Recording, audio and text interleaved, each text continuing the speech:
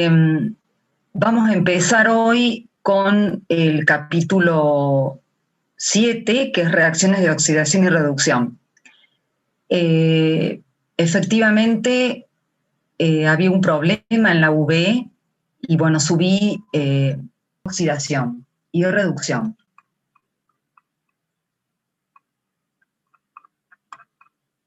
¿Qué entendemos por reacciones de oxidación?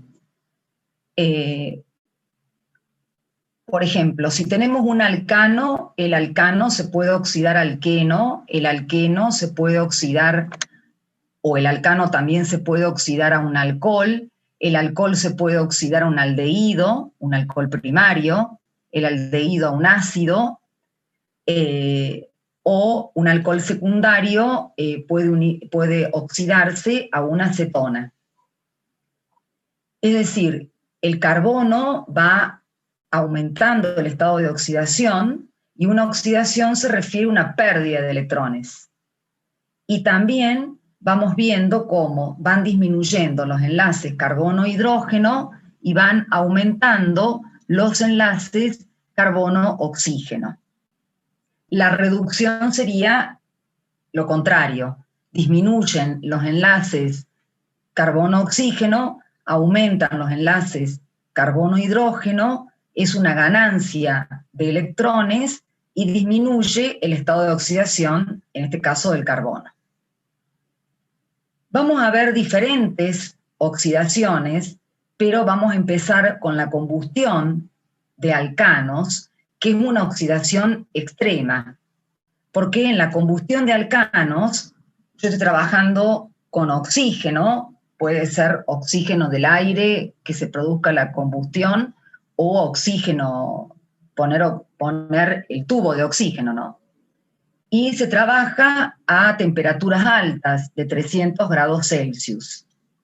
En una combustión no me importa el producto de reacción, sino lo que importa es el calor que genera esta reacción. Y generalmente, cuando hacemos una combustión, combustionamos una mezcla, pero es una oxidación extrema.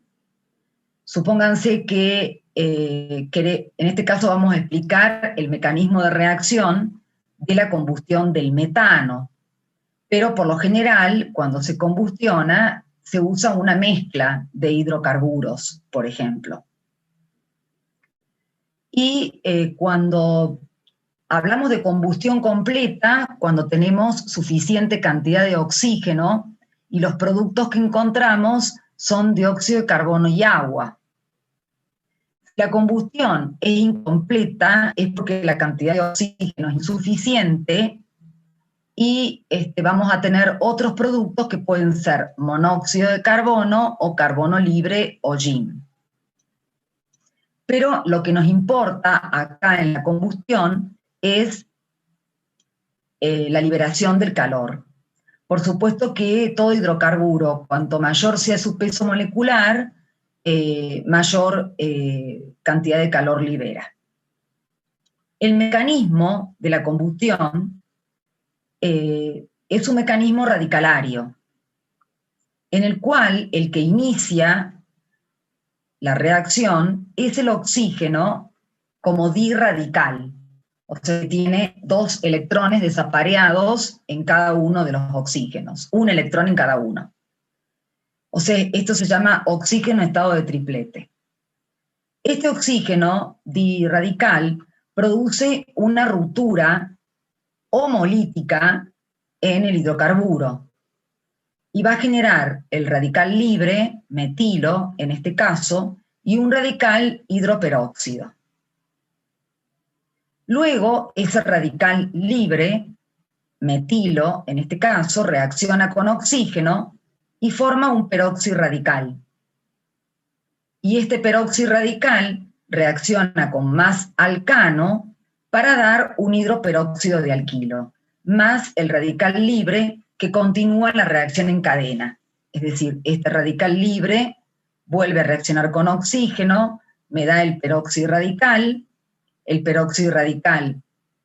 reacciona con alcano, da el hidroperóxido de alquilo, y así sucesivamente hasta que no haya más oxígeno o hasta que no haya más hidrocarburos. En este caso, o sea, tenemos una parte, porque son reacciones en cadena, una iniciación que la provoca entonces el oxígeno como diradical, y una propagación, se va propagando la combustión hasta que no haya más oxígeno o hasta que no haya más hidrocarburos. Y la finalización, como hemos visto, estas reacciones en cadena, consiste en el choque de estos radicales, y bueno, si este metilo no encuentra más oxígeno y este peróxido radical no encuentra más alcano, chocan y me van a dar un hidroperóxido de alquilo. Es decir, este metilo se une al oxígeno, ¿no?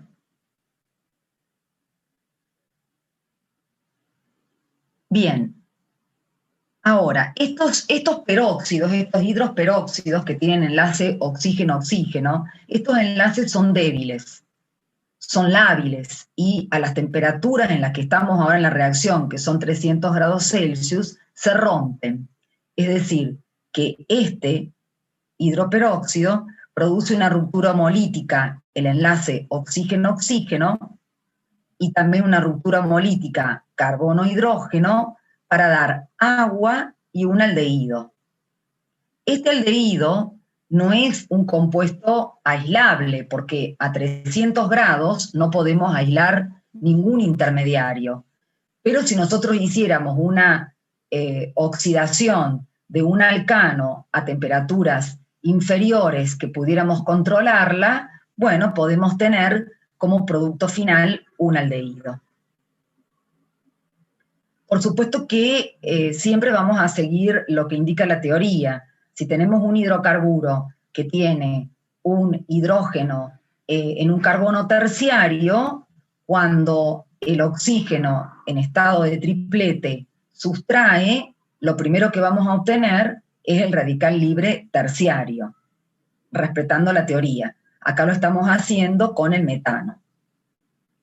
Entonces, el enlace oxígeno-oxígeno es un enlace débil y se produce una ruptura homolítica para liberar agua, y me da este aldehído.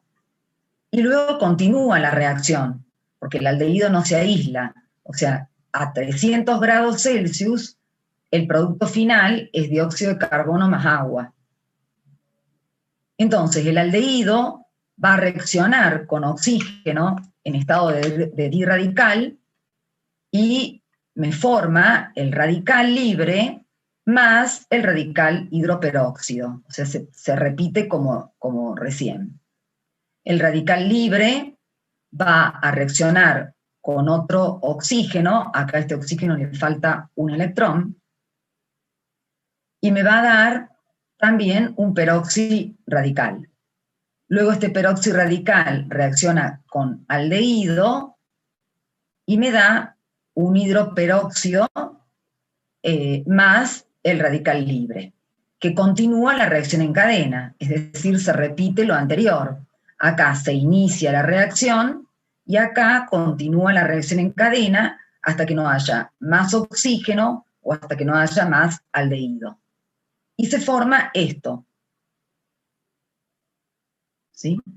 Entonces, esto también tiene que es un hidroperóxido, esto tiene un enlace oxígeno-oxígeno lábil, débil, que se rompe homolíticamente a estas temperaturas. Acuérdense que la temperatura o los peróxidos o el oxígeno en diradical producen rupturas homolíticas.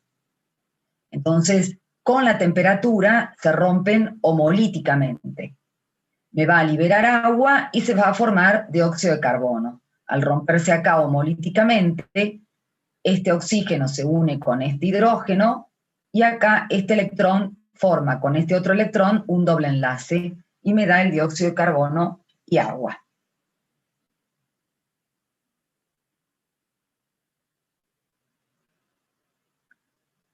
Bien, ahora supongamos que voy a hacer una oxidación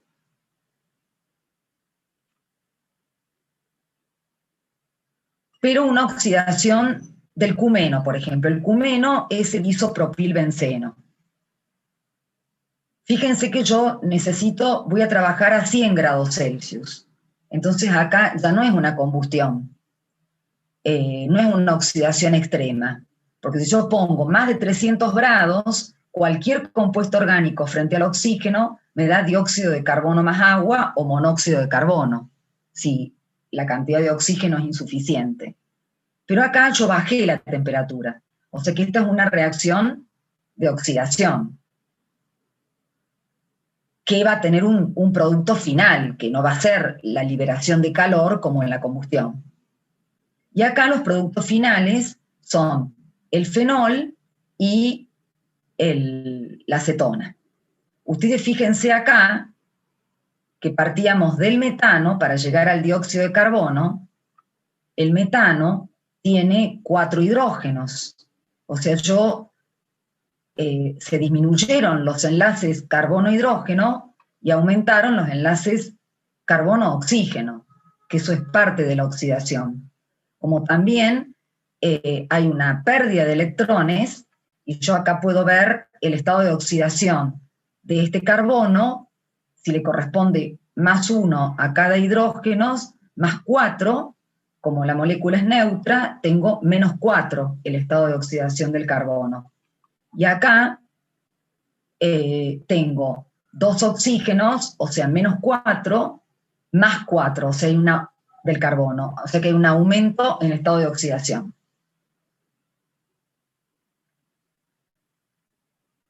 Acá también estamos viendo que yo paso de un hidrocarburo aromático a un fenol, o sea que se están aumentando los enlaces carbono-oxígeno, aparecen los oxígenos. Y también acá en la acetona con el grupo carbonilo. Bien, esta reacción con oxígeno, siendo el oxígeno el agente oxidante, pero ya bajando la temperatura, también se inicia con el oxígeno en estado de triplete o dirradical.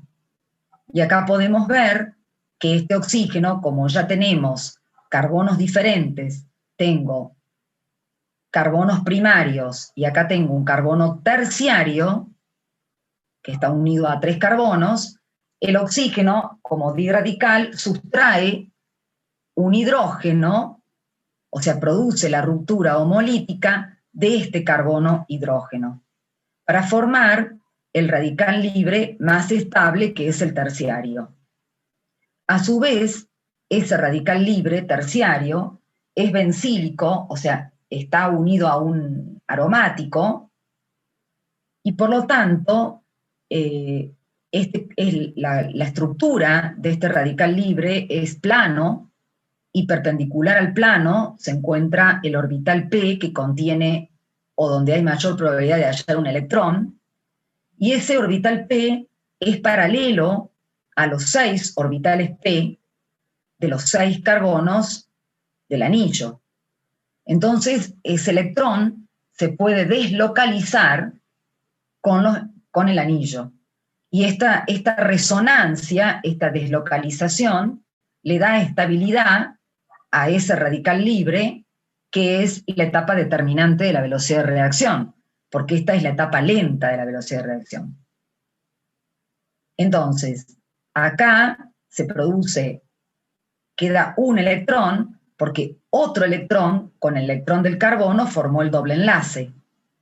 Luego, acá se produce una ruptura homolítica, se forma un doble enlace acá, y queda un electrón en este carbono, en el orbital, por supuesto la probabilidad de hallar el electrón en ese orbital. Luego se produce la ruptura homolítica acá, queda el doble enlace y queda un electrón desapareado en este carbono. Esa es la forma de hacer la resonancia. Y por supuesto que se formó el hidroperóxido, el radical hidroperóxido.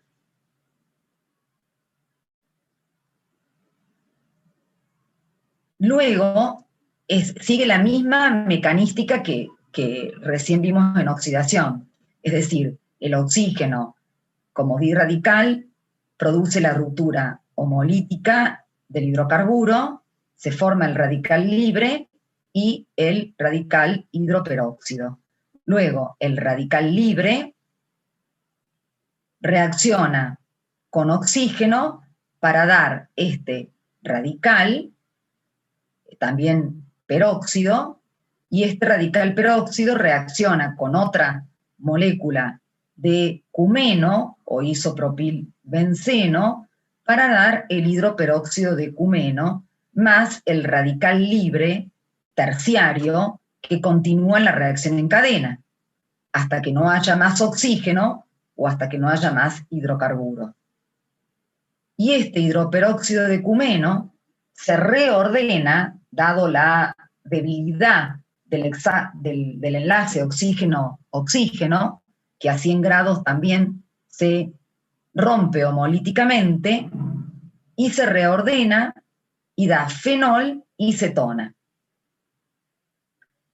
Esta reacción no es una reacción que tiene fines industriales, porque me da mezcla, o sea, me da una mezcla de fenol y con la cetona. Pero sí la quise agregar como para que vean que tiene el mismo mecanismo cuando usamos oxígeno como agente oxidante, el mismo mecanismo que la oxidación, pero yo ya tengo un producto de reacción, porque estoy trabajando a 100 grados Celsius. Si yo a esta misma reacción le pongo mayor de 300 grados Celsius, termino en dióxido de carbono y agua. Y acuérdense que cuando hablábamos en la unidad 4, cuando hablamos de pirólisis o craqueo, que se producía también con temperatura, una ruptura homolítica de hidrocarburos de elevado peso molecular para obtener hidrocarburos saturados e insaturados de menor peso molecular, teníamos que ese cracking hacerlo en ausencia de oxígeno, porque si no nos producía la combustión y no íbamos a tener cracking, porque la temperatura de un cracking es a 400 grados Celsius y la combustión es a 300. Si queremos craquear con oxígeno, vamos a terminar combustionando y nos va a dar dióxido de carbono y agua. Entonces acá pueden ver la combustión, que es una oxidación violenta, que no me interesa el producto de reacción, sino el calor que genera, que por lo general se utiliza una mezcla de hidrocarburos. En cambio, si yo ya bajo la temperatura, si bien es una reacción en cadena, ya no combustiona, es una oxidación controlada y yo puedo tener un producto. Acá sí me interesa el producto.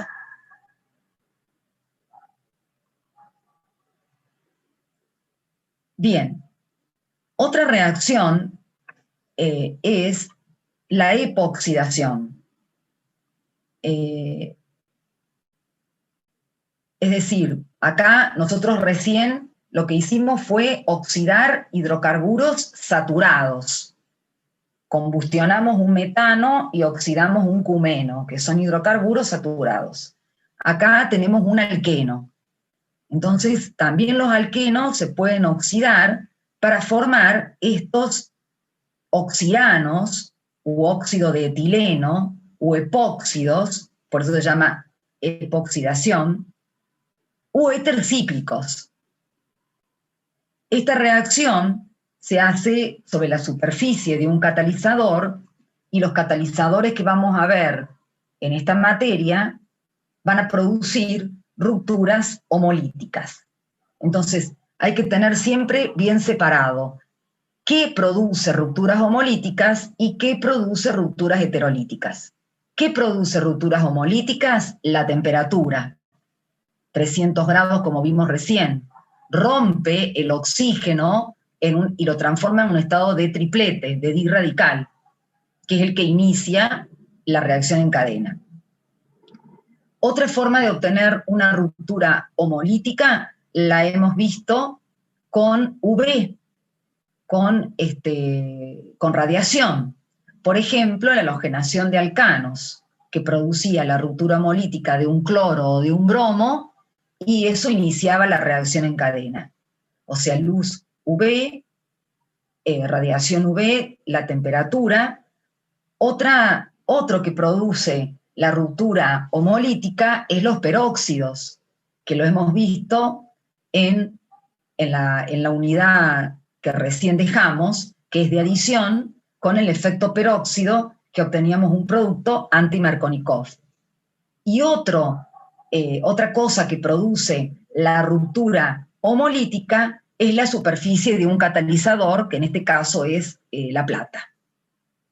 En cambio, las rupturas heterolíticas, que hemos visto un montón, son reacciones donde tenemos iones, y son producidas por ácidos de Bronsted, que liberan protones, y por ácidos de Lewis, que aceptan electrones.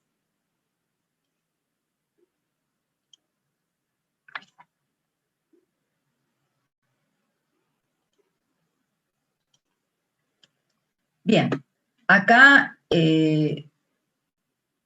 recién teníamos el alqueno, ¿no es cierto?, que daba un epóxido. Profe, disculpe. Sí, sí.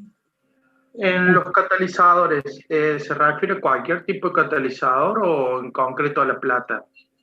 No, son los catalizadores que vamos a usar en la materia química orgánica, porque hay otros catalizadores que producen ruptura heterolítica, pero los que vamos a usar durante este curso son rupturas homolíticas.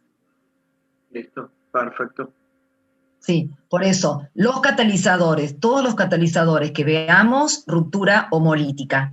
La luz o la radiación ultravioleta, ruptura homolítica. La temperatura, ruptura homolítica. El peróxido, ruptura homolítica. Y cuando tenemos un ácido de Bronsted o de Lewis, ruptura heterolítica. Pero hay un montón de catalizadores que no los vamos a ver, porque sería una química orgánica catalítica, que producen rupturas heterolíticas. Y los mecanismos de reacción son totalmente diferentes a los que estamos viendo nosotros. Acá nos tenemos que imaginar que el alqueno, el eteno, está coordinado a la superficie de la plata. Entonces la plata, y le hacemos pasar oxígeno. Entonces la plata se encarga de producir una ruptura, como es catalizador, una ruptura homolítica en el enlace pi, y a su vez rompe el oxígeno, que en estado de singlete tiene un doble enlace, lo rompe para convertirlo en estado de triplete o de diradical y vuelve a romper, es decir, se va a unir este oxígeno, esta es la molécula de oxígeno, este oxígeno se va a unir con es decir, este electrón con este electrón se une a este carbono, este electrón con este electrón se une a este carbono y me da un epóxido.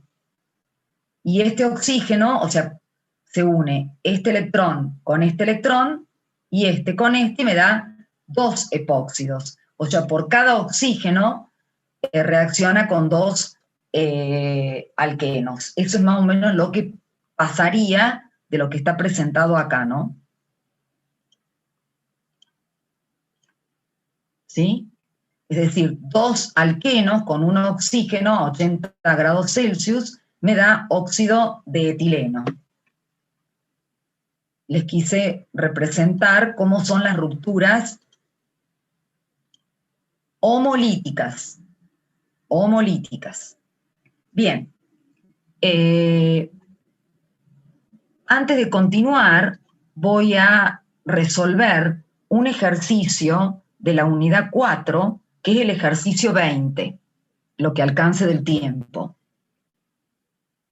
El ejercicio 20 habla de estos éteres cíclicos o epóxidos que son mucho más reactivos que los éteres, porque nosotros vimos que los éteres no reaccionan con base y reaccionan frente a ácidos fuertes.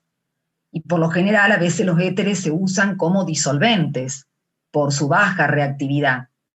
Pero el éter cíclico, dado la tensión que tiene el anillo, es mucho más reactivo que el éter acíclico, debido a que tiende a abrir ese ciclo. O sea, la fuerza impulsora de la reacción es la apertura de ese ciclo.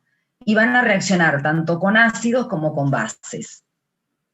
Entonces, el ejercicio dice, indique los productos que se obtienen y proponga un mecanismo para cada una de las siguientes reacciones. Y la primera reacción es el óxido de etileno, o epóxido u oxirano, con agua y un medio ácido, que puede ser sulfúrico. Sulfúrico diluido. Acá no necesitamos concentraciones altas como en una deshidratación de alcohol. Entonces, ¿qué ocurre acá? El protón protona al oxígeno del epóxido y luego ataca el oxígeno del agua, produciendo una sustitución intramolecular, porque queda todo dentro de la misma molécula, es decir, este toma los electrones, me va a quedar esta especie, porque acá se abre, o sea, al tener la carga positiva toma estos electrones y me queda un oxidrilo, y este oxígeno al atacar, como le da los electrones, me queda un oxígeno con carga positiva. Libera el protón al medio para restablecer el catalizador y me queda un diol. Esta es una reacción del epóxido. Otra reacción que plantea es esta. Es decir, tengo un óxido de propileno ahora, no de etileno, con agua en medio alcalino. Entonces, estas son sustituciones, ¿no? Acá es una sustitución. Estoy sustituyendo estos electrones, ¿sí? Este enlace, por un oxidrilo. Pero es una sustitución intramolecular, porque no es que el grupo saliente se elimina fuera del sustrato, ¿sí? Sino que queda en la misma molécula, formando el etilenglicol, el diol.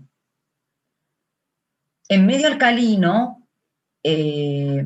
ataca el oxidrilo porque es mejor nucleófilo que el agua. Y acá el protón no le queda otro que protonar, que lo hemos visto en cómo reaccionan los éteres, igual que los alcoholes. Entonces, el oxidrilo ataca al carbono y desplaza los electrones. Entonces nos encontramos con una cosa así, que entra el oxidrilo acá y queda el oxígeno con carga negativa. Reacciona con el agua y me da un diol y libera oxidrilo. O sea que fíjense en que en un medio ácido, respeto, si tomo un protón, luego libero el protón. En un medio alcalino está el oxidrilo y luego libero el oxidrilo. Esta es otra forma, actúa en medio alcalino. Otra reacción es la C que dice ahí, bueno, tiene este éter y tengo yoduro de hidrógeno. En realidad acá ya lo puedo considerar como un hidrácido, ¿no? Puede competir el agua. ¿Qué ocurre acá?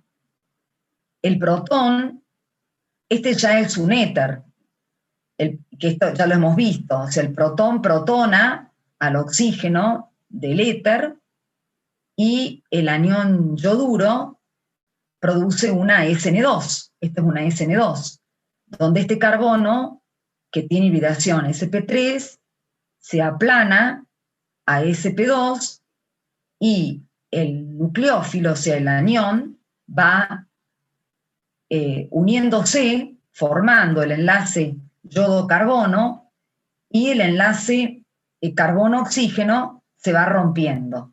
Entonces, este me permite, primero, con el protón, transformar en un mal grupo saliente a un buen grupo saliente, porque va a estar protonado, y produce la sustitución. Entonces, me queda, el grupo saliente sería todo esto, ¿no? Entonces me queda un halogenuro de alquilo más un ciclohexanol. Acá el ciclohexano está dibujado con un hexágono regular, pero no está bien. Lo correcto es dibujarlo en su estructura silla, porque no es plano, sino que se representa como una estructura silla. Acuérdense que hay 4 carbonos que están en el plano y 2, uno para abajo, uno para arriba, fuera del plano. Es una SN2. Bien, esto es un ejercicio que estaba ahí en la 20 de éteres, pero que esto lo hemos visto, ¿no? Bien.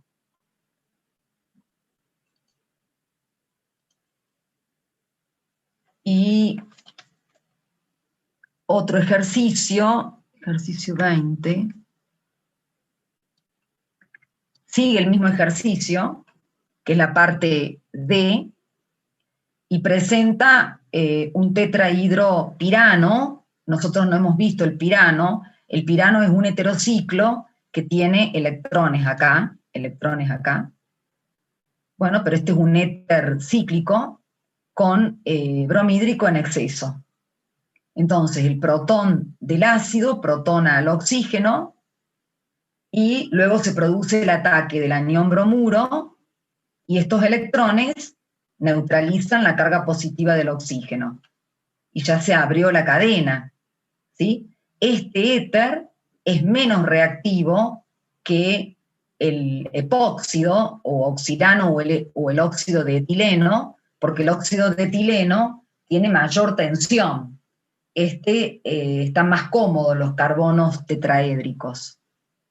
Y luego, con un exceso de bromhídrico, protona acá el oxígeno para transformar en un oxígeno protonado, y luego el anión bromuro ataca al carbono liberando agua. O sea que es otra reacción para obtener un dibromuro. Acá está el pirano.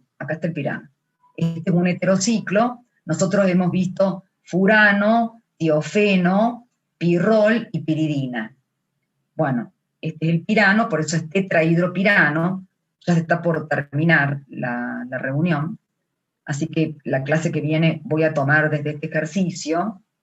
Esto yo lo voy a subir también a la UV, y bueno, acá tiene, cada carbono tiene un hidrógeno, y acá tengo un hidrógeno más, ¿no es cierto? Acá tengo un hidrógeno más, y acá tengo un hidrógeno más, por eso es el tetrahidropirano, porque tengo 4 hidrógenos más que el pirano. Bueno, estas son las reacciones de los ciclos, ¿no? Bueno, vamos a cortar acá.